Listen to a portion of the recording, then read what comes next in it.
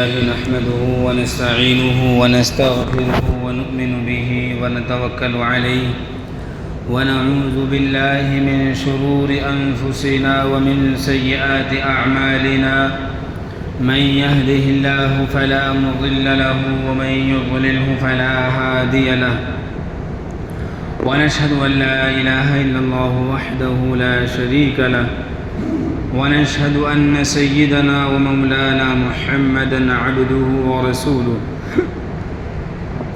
أما بعد فأعوذ بالله من الشيطان الرجيم بسم الله الرحمن الرحيم ولكل أمة جعلنا منسكا ليذكروا اسم الله على ما رزقهم من بهيمة الأنعام فكلوا منها وأطعموا البائس الفقير وقال الله تعالى بسم الله الرحمن الرحيم والفجر وليال عشر والشفع والوتر والليل إذا يسر صدق الله العظيم وقال النبي صلى الله عليه وسلم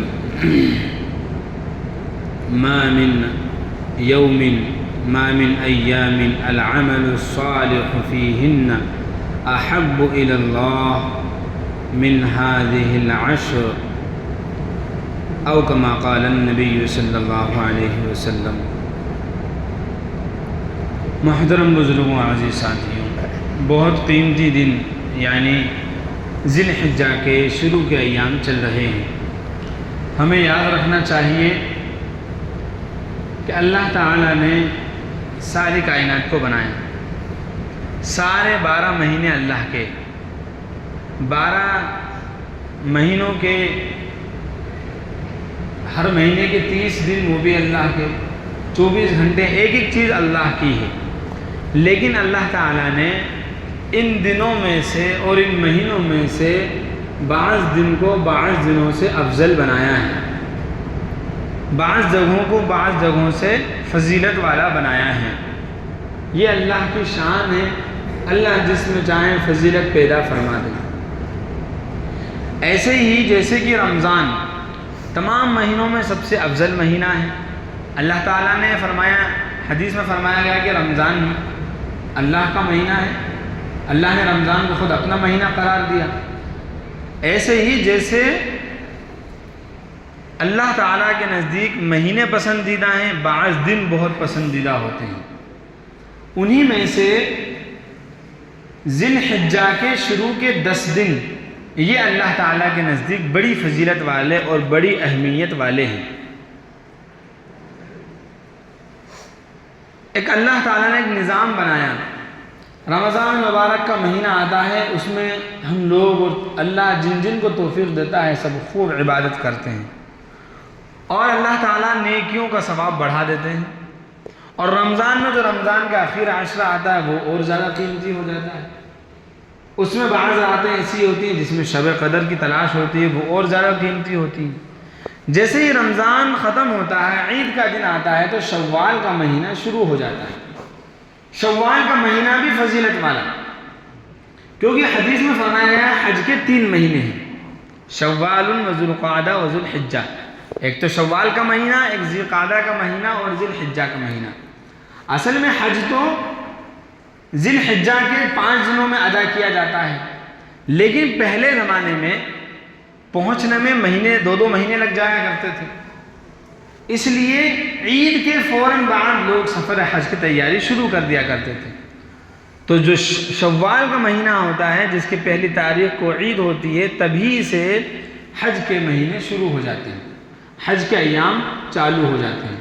شوال بھی فضیلت والا مہینہ، ذی القعدہ بھی فضیلت والا مہینہ، ذی الحجہ بھی فضیلت والا مہینہ، لیکن ذی الحجہ میں اللہ تعالیٰ نے خاص فضیلت رکھی، اور وہ خاص فضیلت یہ ہے کہ اس مہینے میں کچھ عبادتیں ایسی ہیں جو عبادتیں دوسرے مہینے میں انجام نہیں دی جا سکتی، جیسے کہ قربانی ہے، جیسے کہ حج ہے۔ حج مخصوص اعمال کا نام ہے جو 5 دنوں میں ادا کیا جاتا ہے۔ حج کا سب سے اہم رکن ہوتا ہے عرفات کے میدان میں قیام کرنا، مزدلفہ میں رات گزارنا، رمی جمرات کرنا، طواف کرنا، سعی کرنا، قربانی کرنا، حلق کرانا، یہ چند مخصوص اعمال ہیں۔ انہی اعمال کو اگر کوئی بندہ ان 5 دنوں کے علاوہ سال کے دوسرے دنوں میں کرے تو اس کا حج ادا ہوگا؟ نہیں ہوگا، کیونکہ اللہ تعالیٰ نے ان خاص دنوں کا حج سے تعلق جوڑ دیا۔ وقوف عرفہ میں، عرفے کے دن میں یعنی 9 ذی الحجہ کو اگر حاجی ایک لمحے کے لیے بھی ٹھہر جائے اس کا وقوف عرفہ ہو جاتا ہے، اور یہی حج کا سب سے بڑا رکن ہوتا ہے۔ اس کے علاوہ اگر کوئی 11 مہینے بھی عرفات کے میدان میں ٹھہرا رہے تو کیا اس کا حج ادا ہوگا؟ نہیں ہوگا۔ یہ اللہ تعالیٰ نے خاص فضیلت رکھی۔ اور دنوں میں کوئی جا کر کے رمی جمرات کرے، شیطان کو کنکریاں مارے تو اس کو ثواب ملے گا؟ نہیں ملے گا۔ مینا کے اندر جا کر کے رات گزارے، مزدلفہ میں قیام کرے یا اس کے علاوہ دیگر اعمال کرے تو حج ایک ایسی عبادت ہے جس کا تعلق خاص اس مہینے سے ہے۔ اور اس مہینے میں بھی حج کا جو سب سے بڑا رکن ہے وہ ہے وقوف عرفہ، اور وقوف عرفہ اس کا جو پہلا عشرہ ہے یعنی 9 ذی الحجہ، قربانی سے پہلے والا دن، اس دن میں ادا کیا جاتا ہے۔ تو بتاؤ اس مہینے کو فضیلت حاصل ہوئی یا نہیں ہوئی؟ پھر یہ جو پہلا عشرہ ہے اس عشرے کو اور زیادہ فضیلت حاصل ہے۔ کیسے فضیلت حاصل ہے؟ حدیث پاک کے اندر آتا ہے، بخاری شریف کی روایت ہے، حضرت عبداللہ ابن عباس رضی اللہ عنہ راوی ہیں، وہ فرماتے ہیں کہ اللہ کے نبی صلی اللہ علیہ وسلم نے ارشاد فرمایا، اللہ تعالیٰ کے نزدیک ان 10 دنوں کے اندر نیک عمل اتنا پسند ہے کہ کسی دن میں کوئی نیک عمل اللہ تعالیٰ کو پسند نہیں۔ ما من ایام العمل الصالح فیہن احب الی اللہ تعالی من هذه العشر۔ یہ جو شروع کے 10 دن ہیں، کہنے کو 10 دن ہیں، اصل تو 9 دن ہوتے ہیں۔ کتنے دن ہوتے ہیں؟ 9۔ 10ویں دن کیا ہوتا ہے؟ قربانی ہو جاتی ہے۔ ان 9 دنوں کی خوب قدر کرنا چاہیے۔ ان 9 دنوں کے اندر خوب زیادہ سے زیادہ نمازیں، خوب تلاوت، صدقات کا اہتمام، روزے میں رکھنا چاہیے، اور بھی نیک اعمال میں جیسے رمضان میں اضافہ ہوتا ہے ان 9 دنوں کے اندر بھی ہونا چاہیے۔ ہماری نمازیں بڑھ جائیں، قیام لمبے لمبے کریں، لمبے لمبے رکوع، لمبے لمبے سجدے، زیادہ زیادہ تلاوتیں، گھر کی مستورات کو بھی سمجھائیں۔ یہ دن بکرے کی چھٹائی کے لیے، بکرے کو گھمانے کے لیے نہیں ہوتے، بلکہ خاص اللہ کی عبادت کے لیے۔ بخاری شریف کی حدیث سے اللہ تعالیٰ ان دنوں کے اندر عبادت کا ثواب بڑھا دیتے ہیں، اور بعض روایتوں سے پتہ چلتا ہے کہ اس میں ان دنوں کے اندر اللہ تعالیٰ اتنی فضیلت عطا فرماتے ہیں کہ رات میں کوئی عبادت کرنا یہ ایسا ہے جیسا کہ شب قدر میں قیام کرنا، اور اس کا ایک دن کا روزہ بڑی فضیلت کا حامل ہے۔ لہذا ان 9 دنوں کے اندر روزے بھی رکھنا چاہیے، نفل روزوں کا اہتمام کرنا چاہیے۔ خاص طور پر 9 ذی الحجہ کا جو روزہ ہوتا ہے، اس روزے کے بارے میں تو حدیث میں فرمایا گیا کہ اللہ کے رسول صلی اللہ علیہ وسلم ارشاد فرماتے ہیں کہ مجھے امید ہے اور پکی امید ہے کہ اللہ تعالیٰ اس ایک روزے کی وجہ سے اس پورے سال کے گناہ اور اگلے سال کے گناہ معاف فرما دیتے ہیں۔ ایک دن کے روزے سے پیچھے کے 1 سال کے گناہ اور آگے کے 1 سال کے گناہ اللہ تعالیٰ معاف فرما دیتے ہیں۔ یہاں گناہوں کو معاف کرنے سے مراد صغیرہ گناہ، کبیرہ گناہوں سے تو توبہ کرنا پڑتی ہے۔ نماز چھوٹ گئی تو نمازوں کی قضا کرنا ہے، توبہ اور استغفار بھی کرنا ہے۔ کسی کا دل دکھایا اس سے معافی مانگنا ہے، کسی کا کوئی حق ہم نے لے لیا اس کا حق بھی ادا کرنا ہے۔ سمجھ میں آ رہی ہے بات؟ ہاں، اس روزے سے نفلی گناہ 1 سال پہلے کے اور 1 سال بعد کے معاف ہو جاتے، کتنی بڑی فضیلت ہے۔ لہذا ان پورے 10 دنوں کے اندر، 9 دنوں کے اندر خوب سے خوب عبادتیں کرنا چاہیے، خوب اہتمام کرنا چاہیے، روزوں کا، صدقات کا اور دیگر نیک کام کا۔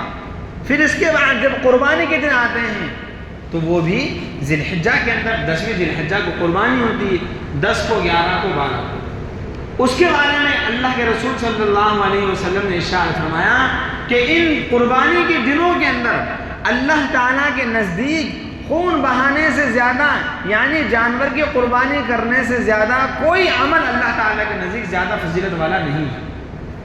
صحابہ نے سوال کیا، یا رسول اللہ، اللہ کے راستے میں جہاد کرنا کا وہ بھی اس سے زیادہ فضیلت والا نہیں ہے۔ ہاں مگر یہ کہ کوئی اللہ کے راستے میں جہاد کے لیے نکلے اور اپنا مال لے کر جائے اور اپنی جان کو لے کر جائے اور کچھ بھی لے کر کے واپس نہ آئے، وہیں شہید ہو جائے، ختم ہو جائے، تو پھر اس کی فضیلت زیادہ ہے۔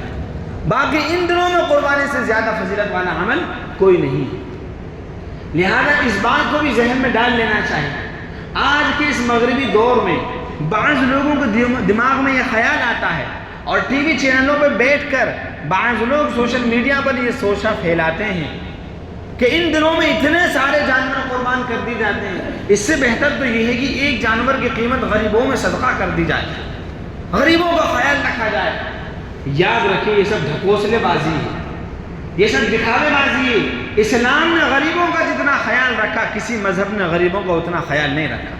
اسلام نے جو ہمدردی، جو مساوات دی ہے وہ کسی مذہب میں نہیں دی گئی۔ لیکن جب اللہ نے فرمایا کہ ان 3 دنوں کے اندر تو اللہ تعالیٰ کے نزدیک سب سے زیادہ پسندیدہ عمل کیا ہے؟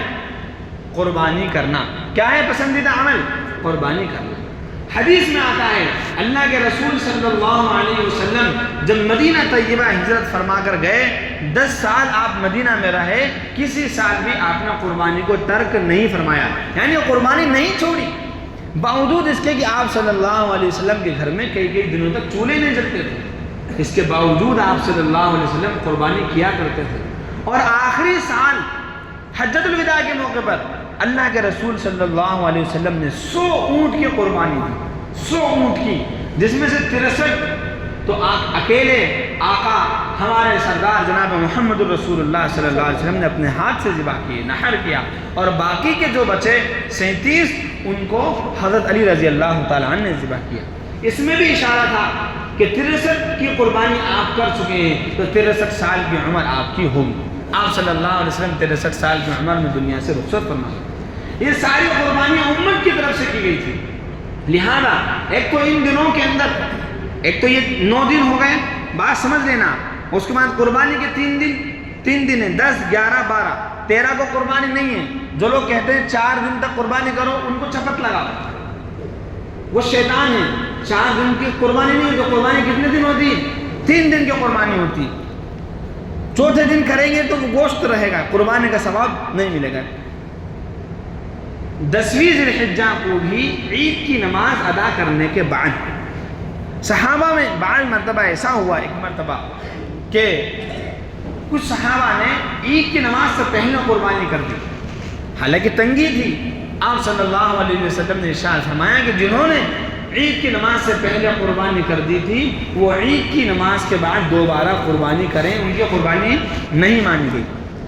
اب دن میں، رات میں، صبح شام سورج نکل رہا ہو، ڈوب رہا ہو، زوال کا وقت ہو، کبھی بھی قربانی کر سکتے ہیں۔ 12ویں ذی الحجہ کی مغرب تک، یعنی سورج کے غروب ہونے سے پہلے تک، جیسے ہی سورج غروب ہوا، مغرب کا وقت ہوا تو قربانی کا وقت ختم ہو جاتا ہے۔ یہ 3 دن اللہ کے رسول صلی اللہ علیہ وسلم نے ارشاد فرمایا کہ جس آدمی کے پاس وسعت ہو، یعنی وہ صاحب نصاب ہو، اس کی تفصیل ابھی بتلائیں گے، اور وہ قربانی نہ کرے تو فرمایا وہ ہمارے عیدگاہ کے قریب بھی نہ آئے، ہمارے عیدگاہ کے قریب بھی نہ آئے، اس لیے فرمایا قربانی کیا کرو۔ ایک مرتبہ صحابہ نے سوال کیا، اللہ کے رسول صلی اللہ علیہ وسلم، ہم یہ جو قربانیاں کرتے ہیں یہ کیا چیز ہے؟ جانوروں کو ذبح کرتے ہیں، یہ کیا ہے؟ اللہ کے رسول صلی اللہ علیہ وسلم نے ارشاد فرمایا، یہ سنت ابیکم ابراہیم، تمہارے جد امجد سیدنا ابراہیم خلیل اللہ اسماعیل ذبیح اللہ علیہ السلام کی سنت ہے۔ صحابہ نے پوچھا فما لنا فیہا یا رسول اللہ، اس میں ہمیں کیا ملے گا، ہمارے لیے اس میں کیا ہے؟ ارشاد فرمایا بکل شعرۃ حسنہ، ہر بال کے بدلے ایک نیکی، ہر بال کے بدلے ایک نیکی ملے گی۔ پھر پوچھا یا رسول اللہ، یہ جو اون والے جانور ہوتے ہیں جیسے مینڈھا ہے، اون کے بدلے میں ہمیں کیا ملے گا؟ فرمایا ایک اون جو باریک سا رواں ہوتا ہے اس کے بدلے میں بھی اللہ تعالیٰ ایک نیکی عطا فرمائے. اور فرمایا ایک روایت میں کہ اس کا جب قربانی کے جانور کو ذبح کیا جاتا ہے تو اس کا خون زمین پر گرنے سے پہلے اللہ تعالیٰ اسے قبول فرما لیتے ہیں. وَإِنَّهُ لَتَأْتِي بِقُرُونِهَا وَأَشْعَارِهَا وَأَظْلَافِهَا يَوْمَ الْقِيَامَةِ. اور قیامت کے دن جو جانور جس کو آپ نے ذبح کیا ہے وہ اپنی کھال کے ساتھ، اسی ہڈی کے ساتھ، اسی بالوں کے ساتھ قیامت کے روز زندہ ہو کر کے میدان محشر میں آپ کے سامنے آئے گا. اس لیے فرمایا گیا فَطِيبُوا بِهَا نَفْسًا، خوش دلی کے ساتھ قربانی کرو، دل کھول کے قربانی کرو، بھچ بھچا کر قربانی مت کرو، مانگا توما قربانی مت کرو، دل کھول کر قربانی کرو، اللہ تعالیٰ بے شمار اجر عطا فرمائیں گے. تو یہ ان دنوں کے خاص اعمال ہوئے. اب یہ عمل تو وہ ہیں جو یہاں پر حاجی یہاں پر جو حج پر نہیں جا پائے وہ کرتے ہیں کہ شروع کے 9 دن میں اللہ کی خوب عبادت کرنا، روزے رکھنا، نبی ذی الحجہ کو خاص طور پر روزہ رکھنا، اور ان 3 دنوں کے اندر قربانی کرنا. ان میں روزہ رکھنا ممنوع ہے، روزہ رکھنا جائز نہیں ہے. پھر 5 دن تک تکبیر تشریق پڑھنا، 5 دن تک تکبیر تشریق پڑھنا. تکبیر تشریق کیا ہے؟ تکبیر تشریق کیا ہے؟ کسی مٹھائی کا نام ہے؟ نہیں. کسی حلوے کا نام نہیں ہے، بلکہ تکبیر تشریق یہ تکبیر ہوتی ہے جس کو ان دنوں کے اندر خاص طور پر پڑھنا چاہیے. لیکن نویں ذی الحجہ کی فجر سے 13 ذی الحجہ کی عصر تک ہر مرد اور عورت پر فرض نماز کے بعد سلام پھیرتے ہی پڑھنا واجب ہے. مرد بلند آواز سے پڑھیں گے اور عورتیں آہستہ آواز سے پڑھیں گی. اللہ اکبر، اللہ اکبر، لا الہ الا اللہ، اللہ اکبر، اللہ اکبر وللہ الحمد. اس کا نام ہے تکبیر تشریق. یاد ہے؟ ایک بار میں پڑھاتا ہوں، آپ پڑھیے. اللہ اکبر، اللہ اکبر، لا الہ الا اللہ، اللہ اکبر، اللہ اکبر وللہ الحمد. یہ 5 دنوں میں واجب ہے. خواتین کو بھی یاد دلائیں اور خود بھی یاد رکھیں. نویں ذی الحجہ جمعے کے دن سے شروع، جمعے کے روز نویں ذی الحجہ رہے گی، سنیچر کے روز آپ کی قربانی رہے گی، تو جمعے کے روز کی فجر سے اس کو شروع کر دینا ہے اور 13 ذی الحجہ یعنی برابر 5 دن تک اس کو کرنا ہے، 13 ذی الحجہ کی عصر کی نماز تک.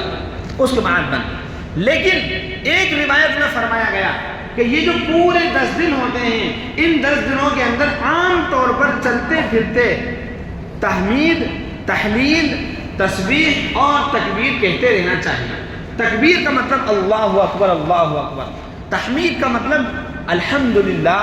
تسبیح کا مطلب سبحان اللہ. تحلیل کا مطلب اللہ اکبر. یہ کرتے رہنا چاہیے. یہ ان 10 دنوں کے اندر چلتے پھرتے اٹھتے بیٹھتے ہمیں اللہ اکبر، اللہ اکبر، لا الہ الا اللہ، اللہ اکبر، اللہ اکبر وللہ الحمد. اس میں تکبیر بھی آ گئی، تحلیل بھی آ گئی، تسبیح بھی آ گئی، تحمید بھی آ گئی، سبحان اللہ، الحمدللہ. یہ پڑھتے رہنا چاہیے. یہ خاص نیکی کے ایام ہوا کرتے ہیں، لہذا ہمیں ان دنوں کی ایسے قدر کرنا چاہیے جیسے کہ ہم رمضان کے دنوں کی قدر کیا کرتے ہیں. جیسے رمضان میں گناہ کرنے کا وبال زیادہ ہوتا ہے، ان دنوں کے اندر بھی اس کا گناہ زیادہ ہوگا. دیکھو قرآن پاک کے اندر 30ویں پارے میں اللہ تعالیٰ نے سورۃ الفجر میں ارشاد فرمایا والفجر ولیال عشر والشفع والوتر. اللہ نے قسم کھائی، قسم ہے فجر کے وقت کی، قسم ہے 10 راتوں کی. اور مفسرین نے لکھا ہے، قرطبی میں لکھا ہے کہ ان 10 راتوں سے مراد عشر ذی الحجہ کے پہلے 10 دن. یہ 10 دن جو چل رہے ہیں، آج کون سی تاریخ ہے ذی الحجہ کی؟ دوسری. آج دوسری تاریخ ہے ذی الحجہ کی، تو 2 دن نکل گئے. ان دنوں کی قدر کرنا ہے. یہ وہ دن ہیں جن دنوں کی قسم اللہ تعالیٰ نے قرآن پاک کے اندر کھائی ہے. جس کی قسم اللہ کھا لے، ظاہر سی بات ہے اللہ کو کوئی قسم کھانے کی ضرورت نہیں ہے. اللہ جو فرما دے وہی صحیح ہے. پھر قرآن میں بعض وقتوں کی، زمانے کی، بعض دنوں کی قسمیں کھائی گئی. یہ قسمیں اس لیے تاکہ ان دنوں کے اندر برکت پیدا ہو جائے اور ان دنوں کی فضیلت بڑھ جائے. چنانچہ ان 10 دنوں کی قسم کھا کر یہ فرمایا گیا کہ ان 10 دنوں کی فضیلت دوسرے دنوں کے مقابلے میں بہت زیادہ ہے۔ اس لیے علماء نے فرمایا کہ مہینوں میں تو سب سے زیادہ افضل مہینہ رمضان کا، مہینوں میں سب سے افضل مہینہ کون سا؟ رمضان کا، اور دنوں میں سب سے افضل دن یہ 10 دن ہوا کرتے ہیں۔ رمضان کا جو آخر عشرہ ہے وہ تو رمضان میں آ گیا، وہ آخر عشرہ بھی بہت زیادہ فضیلت والا ہوتا ہے۔ اس کے بعد دوسرے نمبر پر اس ذی الحجہ کا جو پہلا عشرہ ہوتا ہے، بھیا عشرہ کا مطلب سمجھ میں آتا ہے، عشرۃ کے معنی آتے ہیں 10، مطلب 10 دن 10 راتیں، ایک تاریخ سے لے کر 10 تاریخ تک، اس کو کہا جاتا ہے عشر ذی الحجہ، یعنی ذی الحجہ کے مہینے کے پہلے کے 10 دن، یہ اللہ تعالیٰ کے نزدیک بڑی فضیلت والے ہیں۔ ان کے اندر اعمال کا ثواب بڑھا دیا جاتا ہے، ایک دن کا ثواب، ایک روزے کا ثواب اس میں سال کے روزے کے برابر کر دیا جاتا ہے، ایک رات میں عبادت کا ثواب لیلۃ القدر کی رات کی عبادت کے ثواب کے برابر کر دیا جاتا ہے۔ کتنی بڑی فضیلت کی بات ہے، اور کیا چاہیے، اس کے الطاف تو ہیں عام، شہیدی سب پر، تجھ سے کیا ضد تھی اگر تو کسی قابل ہوتا، وہ تو دے رہا ہے، وہ تو لٹا رہا ہے، اس کی رحمت کے خزانے بہہ رہے ہیں، ہمیں لینے کی ضرورت ہے۔ یہ اعمال جو آپ کو بتلائے یہ ان کے لیے ہیں جو حج پر نہیں پہنچ سکے، اور جو حاجی جن کو اللہ نے بلا لیا، ظاہر ہے یہی دن ان کے لیے، یہی دن ہمارے لیے، لیکن وہ بھی اللہ کے بندے، ہم بھی اللہ کے بندے، جن کو بلا لیا ان کو اللہ ہی نے بلایا، جو رہ گئے وہ اللہ نے ان کو نہیں بلایا، لہذا وہ بھی عبادت کریں گے تو فرمایا تم بھی عبادت کرو، وہ غفور الرحیم، جیسا ان کو دے گا وہ تمہیں بھی نواز دے گا۔ لہذا حاجی جب احرام باندھتا ہے، احرام باندھنے کے بعد سے بال کاٹنا منع، خوشبو لگانا منع، ناخن کاٹنا اس کے لیے منع قرار دیا جاتا ہے، وہ نہیں یہ سب کرے گا، کیوں؟ کیونکہ وہ اس کو دیوانہ بننا ہے، اس کو مجنون بننا ہے، اللہ کی محبت میں وہ مجنون ہو جائے گا، دیوانہ ہو جائے گا، وہ تیل نہیں لگائے گا، سلے ہوئے کپڑے نہیں پہنے گا، بلکہ 2 کفن کو اس کے پاس رہیں گے، ایک چادر اوپر کے بدن کو چھپائے گی، ایک چادر نیچے کے بدن کو ڈھانپے گی، صرف 2 چادر ہوتی ہیں جس میں ایک دھاگا سلا ہوا نہیں ہوتا، خوشبو کا صابن استعمال نہیں کر سکتے، خوشبو والا تیل استعمال نہیں کر سکتے، خوشبو والی چیز کو کھانا بھی منع قرار دیا گیا۔ اسی طریقے سے بدن، جوتے جو ٹخنوں کو، گھٹنوں کو، اس کو ابھری ہوئی ہڈی کو چھپا لیں، ایسے جوتوں کو منع قرار دے دیا گیا۔ یہ حکم ہے حاجی کے لیے جو احرام باندھ لے۔ ان کی مشابہت میں، یاد رکھیے، ان کی مشابہت میں اللہ کے رسول صلی اللہ علیہ وسلم نے ارشاد فرمایا، جو حاجی حج، جو عام مسلمان حج پر نہیں جا سکے اور وہ قربانی کا ارادہ رکھتے ہیں، وہ قربانی کرنا چاہتے ہیں، تو ان کے لیے مستحب اور افضل یہ ہے کہ ذی الحجہ کا چاند نظر آنے کے بعد سے قربانی کرنے تک، ذی الحجہ کا چاند نظر آنے سے قربانی کرنے تک وہ اپنے جسم کے کوئی بال نہیں کاٹیں، ناخن نہیں کاٹیں، جیسے بھی ہیں ان کو ان کی حالت پر رہنے دیں، جب قربانی ہو جائے تب اپنے بال، اپنے ناخن کو وہ کٹوا لیں۔ بات سمجھ آ رہی؟ لیکن یہ عمل اس شخص کے لیے ہے جو قربانی کا ارادہ رکھتا ہو، جس کی طرف سے قربانی ہونے والی ہے، اگر اس کی طرف سے قربانی نہیں ہے تو وہ ناخن بال کاٹ سکتا ہے۔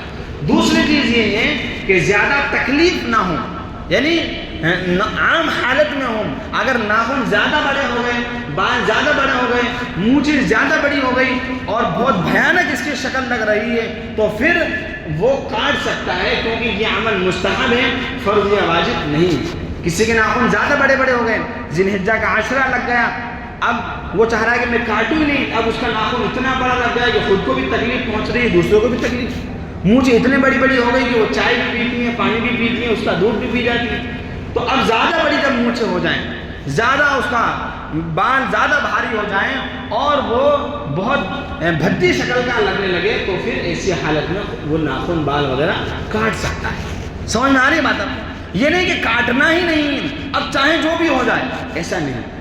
سمجھ میں آ رہی ہے بات آپ کو؟ یہ مستحب عمل ہے۔ اب ایک آخری چیز رہ جاتی ہے، وہ ہے قربانی کا عمل، جو قربانی کے دنوں میں انجام دیا جاتا ہے۔ اس کی فضیلت کے بارے میں ہم نے آپ کو بتلایا، وعید کے بارے میں فرمایا کہ جو شخص قربانی کی حیثیت رکھتا ہو اور قربانی نہ کرے تو فرمایا وہ ہماری عیدگاہ کے قریب بھی نہ آئے۔ کیوں یہ سخت وعید بیان کی گئی؟ اس لیے بیان کی گئی کہ اگر قربانی کی حیثیت آپ کے اندر موجود ہے تو آپ کو قربانی کرنا ضروری ہے، قربانی کرنا واجب ہو جائے گا۔ قربانی کون کرے گا؟ قربانی کرنے کے لیے ایسا کوئی خاص سسٹم نہیں ہے کہ مرد کرے گا عورت نہیں کر سکتی، یا عورت پر واجب نہیں ہوگی، یا بچوں پر واجب نہیں ہوگی۔ شریعت میں ہر عاقل بالغ مسلمان مرد ہو یا عورت ہو، عاقل مطلب سمجھدار، پاگل نہیں، بالغ جو بالغ ہو جائے 15 سال سے اوپر کا ہو، ایسے شخص کے پاس اگر نصاب کے برابر مال موجود ہے تو اس پر قربانی واجب ہے۔ 612 گرام چاندی، اگر چاندی کا تقریباً 99,000 روپے کا ریٹ چل رہا ہوگا یا کم کا بھی جو بھی ہوگا، تو آپ 600 گرام چاندی کی قیمت نکال لیں، 60,000 روپے بنے گی، کم ہوگا ریٹ تو 55,000 روپے بنے گی۔ 612 گرام چاندی کی جو قیمت بنتی ہے، اتنا مال قربانی کے 3 دنوں کے اندر اگر اس کے پاس موجود ہے تو اس پر قربانی کرنا واجب ہے۔ اب اگر وہ قربانی نہیں کرے گا تو وہ وعید کا مستحق ہوگا، اسے چاہیے کہ وہ خوش دلی کے ساتھ قربانی کرے۔ ہمارے یہاں ایک غلط فہمی یہ بھی پائی جاتی ہے کہ بعض مرتبہ گھر کے اندر 5 لوگ رہتے ہیں، بلکہ 10، 5 بچے، 5 ان کی عورتیں یعنی بہو، اور ایک ابا، اور ابا کی بھی اہلیہ یعنی کہ اماں، تو یہ کل ملا کے 10 لوگ ہو گئے۔ کسی گھر میں 4 ہیں، کسی میں 6 ہیں، اور یہ سب مل کر کے ایک جانور قربان کر دیتے ہیں، تو یہ کافی نہیں۔ جس کے پاس ابھی جو مقدار بتلائی گئی 612 گرام چاندی کے برابر اس کے پاس رقم موجود ہے، یا ضرورت سے ہٹ کر اس کے پاس پلاٹ ہے، مکان ہے، کوئی بھی چیز ایسی جو ضرورت سے زائد ہے، تو اس پر قربانی واجب ہو جائے گی۔ اگر عورت کے پاس ہے تو اس پر واجب ہوگی، مرد کے پاس ہے اس پر واجب ہوگی، بیٹوں کے پاس اتنا مال ہے تو بیٹوں پر واجب ہوگی، باپ کے پاس نہیں تو باپ پر واجب نہیں ہوگی۔ ایک غلط فہمی یہ بھی پائی جاتی ہے، 3 بھائی ہیں، تینوں بھائیوں نے کہا کہ 5-5 ہزار ملا لو اور ملا کر کے اپنی تینوں قربانی کر دیتے ہیں، کسی کی بھی قربانی نہیں ہوگی، وہ تو ایک کی طرف سے ہوتی، چندہ کر کے تھوڑی قربانی ہوتی ہے، تو بھی دے تو بھی دے تو بھی دے، ایک آدمی کرے گا۔ ہاں اگر آپ بس وسعت نہیں ہے، بڑے جانور میں حصہ لے سکتے ہیں، آپ چاہتے ہیں کہ آپ اپنے گھر کے اندر بکرا ہی ذبح کریں، 3 بھائی ہیں تو 2 بھائی اپنا پیسہ ایک بھائی کو دے دیں اور اس کو مالک بنا دیں کہ یہ پیسے ہم نے تجھے دے دیے، اس سال تو خرید کے تو قربانی کر دے، یہ اس شکل میں جبکہ واجب نہ ہو، لیکن وہ چاہتے ہیں کہ قربانی کرنا، لیکن تینوں ملا کر اگر کریں گے تو قربانی نہیں ہوگی۔ ایسے ہی اگر ایک حصے میں 2-3 لوگ شامل ہوں گے تو سب کی قربانیاں خراب ہو جائیں گی۔ مثال کے طور پر 7 بڑے جانور کے 7 حصے ہوتے ہیں، 6 لوگوں کے اپنے اپنے حصے ہیں، ایک حصہ ایسا ہے جس میں 3 آدمی ہیں، تو وہ حصہ خراب ہوا تو یہ سب کے حصے خراب ہو جائیں گے۔ یا کوئی ایک آدمی نے ایک حصہ صرف اس لیے رکھ لیا کہ مجھے گوشت مل جائے گا، گوشت کھا لوں گا، قربانی اپنی جگہ وہ سب چھوڑو، اس سے مجھے کوئی مطلب نہیں، تو پھر تو بھی سب کی قربانی خراب ہو جائے گی۔ اس لیے یاد رکھیں شریعت میں ہر انسان مکلف ہے، جیسے ہر ایک پر الگ نماز فرض ہے، ہر ایک پر الگ زکوٰۃ فرض ہے، ہر ایک پر الگ روزہ فرض ہے، ایسے ہی جو صاحب حیثیت مسلمان ہو، بالغ ہو، عقل مند ہو اور اس کے پاس نصاب کے برابر مال موجود ہو تو اس پر قربانی واجب ہو جاتی ہے، اس کو اپنے قربانی ادا کرنے کی فکر کرنا چاہیے۔ اور ان دنوں کے اندر اللہ تعالیٰ اس پر بے شمار اجر عطا فرماتے ہیں۔ اللہ تعالیٰ ان باتوں پر ہم سب کو عمل کرنے کی توفیق عطا فرمائیں۔ جو دن باقی ہیں ان میں اگر ہم سے کوشش ہو جائے، بن جائے، ہم اللہ طاقت دے تو ہمیں ضرور روزے رکھنا چاہیے، رکھیں گے روزے انشاءاللہ۔ کون رکھے گا روزے ذرا بتا دو؟ جس سے بن جائے وہ رکھ لینا، جس سے بن جائے وہ رکھ لینا، نہیں بنے تو کم از کم 9 ذی الحجہ کا روزہ ضرور رکھ لینا جو جمعے کے دن آئے گا۔ اللہ تعالی ہم سب کو عمل کرنے کی توفیق عطا فرمائے۔ آمین وآخر دعوانا الحمدللہ رب العالمین۔ سنت